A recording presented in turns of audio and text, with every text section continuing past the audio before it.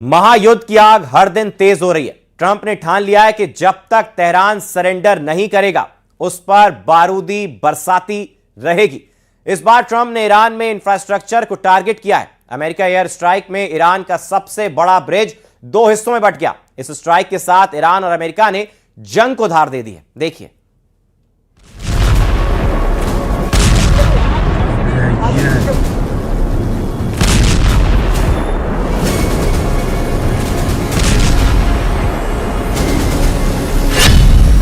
Iran में आसमान से आग बरस रही है।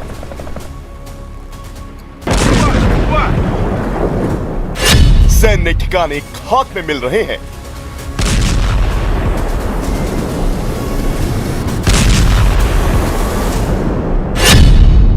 लीडरशिप के नाम पर महज अधिकारी बचे हैं।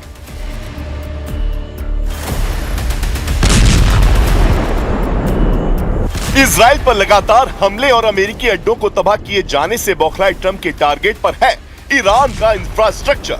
अमेरिका के निशाने पर है ईरान के एयरपोर्ट, ईरान के बड़े ब्रिज, ईरान का ऊर्जा संयंत्र, ईरान के परमाणु ठिकाने और ईरान के बारूदी बंकर। और इन पर तबाही मचाने के दौरान बीच में जो भी आएगा उसका मुकद्दर सिर्फ मौत होगा। ये बात ट्रंप ने साफ और स्पष्ट शब्दों में बोल दी है। ट्रंप ने क्लियर कर दिया है कि उनका मकसद अब सिर्फ और सिर्फ तेहरान का खात्मा है।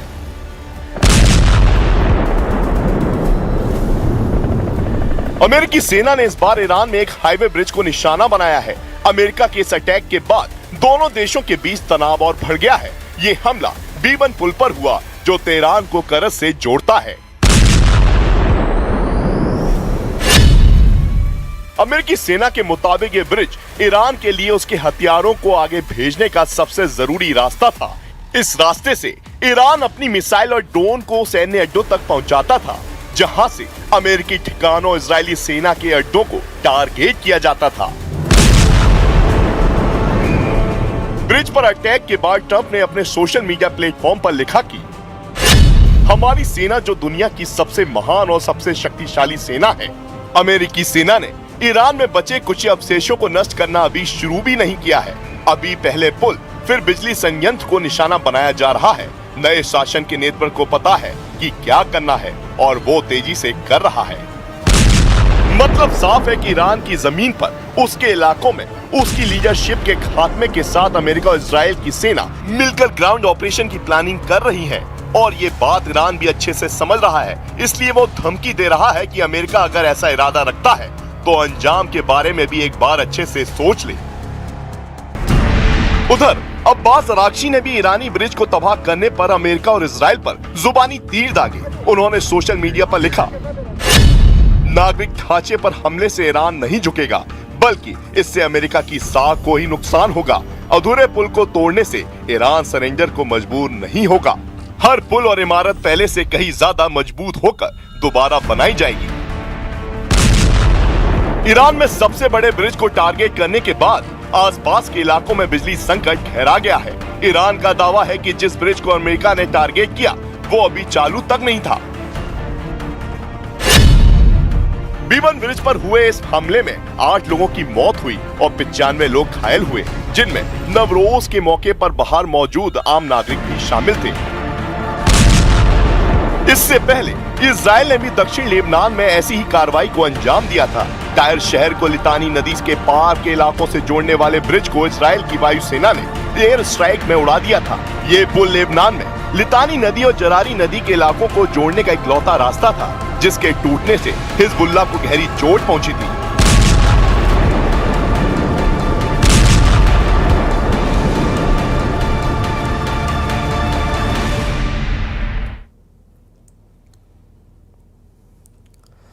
और ईरान के साथ युद्ध के बीच अमेरिकी सेना और वॉशिंगटन में हलचल बेहद तेज हो गई है। युद्ध के बीच अमेरिका की सैन्य व्यवस्था में चौंकाने वाला बदलाव हुआ है। अमेरिकी सेना के chief of staff general Randy George को रक्षा मंत्री पीट हेगसेथ ने तत्काल प्रभाव से पद छोड़ने को कह दिया है। इसके साथ 2 और टॉप के सैन्य अधिकारियों को भी उनके पद से हटाया गया है। देखिए,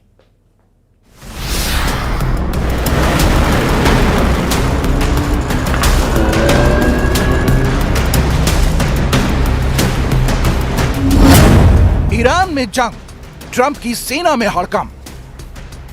पहले जो कैंट और अब आर्मी चीफ ऑफ स्टाफ। सवाल है कि अमेरिका में आखिर हो क्या रहा है? वॉर के बीच ट्रंप की सेना में इतनी ज्यादा खलबली क्यों देखने को मिल रही है? खबर है कि अमेरिकी रक्षा मंत्री पीट हेग्सेथ ने देश के army chief of staff general Randy George से पद छोड़ने को कहा है। इसके साथ ही जॉर्ज को तुरंत इस्तीफा देने को कहा गया। जॉर्ज 2027 में रिटायर होने वाले थे। इसके साथ ही डेविड हुड ने और major general William Green junior को भी पद से हटा दिया गया है। हेग्सेथ ने आर्मी चीफ ऑफ स्टाफ को बदलने का फैसला ऐसे वक्त में किया है जब अमेरिका की सेना ईरान के खिलाफ एक भीषण जंग में उलझी हुई है। हालांकि इस लिस्ट में केवल सेना के अफसर ही शामिल नहीं हैं, बल्कि खबर है कि अमेरिका में इस्तीफे की बाढ़ आने वाली है। यूएस के नेशनल काउंटर टेररिज्म सेंटर के डायरेक्टर जो कैंट मार्च में इस्तीफा दे चुके हैं। Chief of staff Randy George से इस्तीफा मांग लिया गया है। एफबीआई डायरेक्टर काश पटेल से इस्तीफे की चर्चा है। आर्मी सेक्रेटरी डैनियल डिस्कॉल भी इस्तीफा दे सकते हैं। लैब सेक्रेटरी लॉरी जावेद टेरेमर के भी इस्तीफे की चर्चा है। अटॉर्नी जनरल पैम बॉन्डी को भी पद से हटा दिया गया है। जनरल डेविड हुड को भी पद से हटा दिया गया है। Major general William Green junior को भी पद से हटा दिया गया है। Director national intelligence Tulsi Gabbard के भी इस्तीफे की चर्चा है। लेकिन सबसे ज्यादा चर्चा army chief of staff general Randy George पर इस्तीफे के दबाव की हो रही है। खबर है कि रैंडी जॉर्ज की जगह जनरल क्रिस्टोफर लॉनवे संभालेंगे, जो वर्तमान में वाइस चीफ ऑफ स्टाफ हैं और पहले हेग्सेथ के सैन्य सहयोगी रह चुके हैं।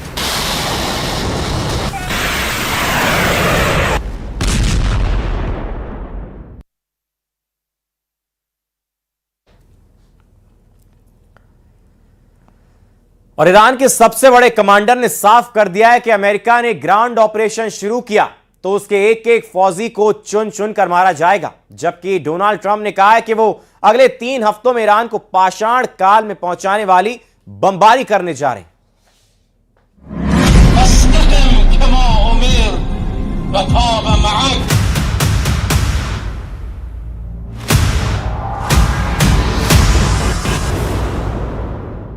वॉर जोन ईरान और व्हाइट हाउस दोनों जगह से पक्की खबर है।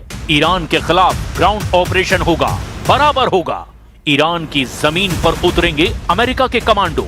इसकी गारंटी डोनाल्ड ट्रंप दे रहे हैं। ग्राउंड ऑपरेशन किसी भी वक्त शुरू हो सकता है, लेकिन अमेरिका और इजराइल के जमीनी अटैक के खिलाफ पलटवार भी होगा। ये वायदा ईरान का है। ईरान का दावा है कि ट्रंप को करारा जवाब मिलेगा, बराबर मिलेगा।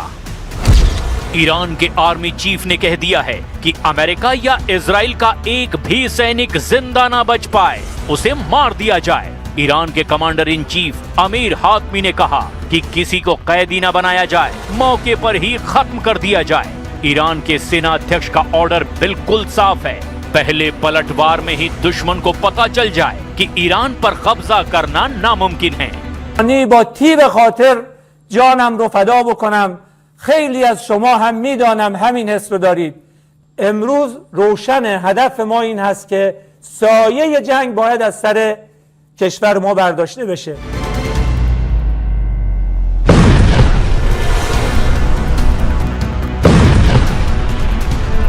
ईरान की फोर्स ने इस वक्त सरहदों के चप्पे चप्पे पर निगरानी तेज कर दी है। दुश्मन फौज कहां से कब्जा करना शुरू करेगी, इसका अंदाजा बहुत मुश्किल है। ट्रंप की मरीन फोर्स अगर दक्षिण में समंदर की तरफ से अटैक कर सकती है, तो अमेरिका की डेल्टा फोर्स उत्तर की तरफ से हमला लॉन्च कर सकती है। ईरान के आर्मी चीफ ने साफ साफ ऑर्डर दे दिया है, दुश्मन अगर घुसने की कोशिश करता है तो ईरान की जमीन पर उसका पहला कदम पड़ने से पहले ही उसके टुकड़े टुकड़े कर दिए जाएं। ما باید تاوان تجاوزی که آغاز کننده آن بودید را به ملت شرافتمند، عزیز و مسلمان پس بدهید. با توکل بر خداوند متعال این جنگ تا خاری، ذلت و پشیمانی دائمی، قطعی و تسلیم شما ادامه خواهد داشت. در تداوم ضربات و سیلی‌های محکم و غیرقابل تصوری که تاکنون خورده اید، منتظر اقدامات کوبنده‌تر، وسیع‌تر و ویرانگر ما باشید.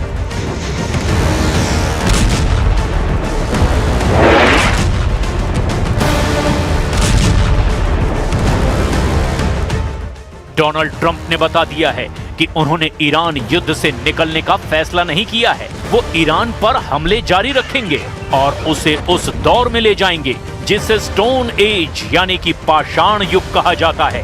तेहरान से लेकर एस्फान और करज से लेकर तबरीज और मशहद तक अमेरिका और इजराइल के हमले इसका सबूत दे रहे हैं। ट्रंप ने इस युद्ध को जायज बता दिया है और इसे और खतरनाक लेवल पर ले जाने का इरादा भी जाहिर किया। Our armed forces have been extraordinary. There's never been anything like it militarily. Everyone is talking about it, and tonight I'm pleased to say that these core strategic objectives are nearing completion.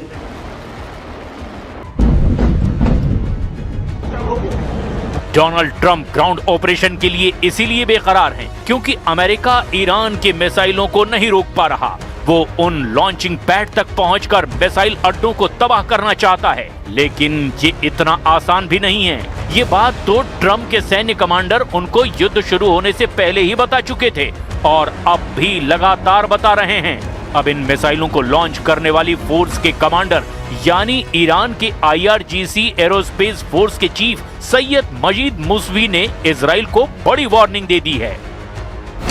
Brigadier general मजीद मुसवी ने कहा कि Israel अब सबसे खतरनाक मिसाइलों के लिए तैयार हो जाए। इजराइल के लोग फौरन बंकर में चले जाएं। ईरान की मिसाइलों ने इस वक्त इजराइल के हर डिफेंस को नाकाम कर दिया है। ईरान की मिसाइल जहां चाहती है वहां हर चीज तबाह हो जाती है। इसी एजेंडे पर लॉन्च हो रही है ये मिसाइल। ईरान के सेजिल से लेकर इमाद तक, एतमाद और शहाब से लेकर क़ियाम और खैबर शिकन के साथ हज कासिम मिसाइलों को लगातार दाग रहा है ईरान। क्लस्टर बम वाली खुर्रम शहर 4 मिसाइल भी अब तेल अवीव में तबाही मचा रही है। ये ईरान के ऑपरेशन ट्रू प्रॉमिस का हिस्सा है जिसमें ईरान ने इजराइल को मुंह तोड़ पलटवार का वायदा किया है।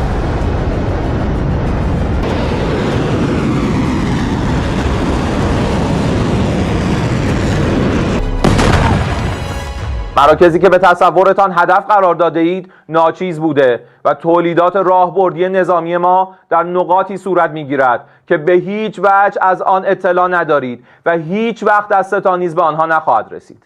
زحمت شما را کم میکنیم مبنی بر اینکه موشک‌ها، پهپادها و تجهیزات راهبردی ما را نشمارید چون قطعاً به خطا میروید و به جایی نخواهید رسید. شما باید تاوان تجاوزی که آغاز کننده آن بودید را به ملت شرافتمند، عزیز و مسلمان پس بدهید.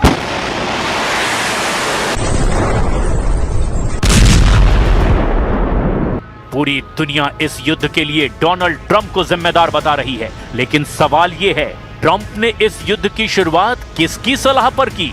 तो जवाब सबको मालूम है कि नेतन्याहू से मीटिंग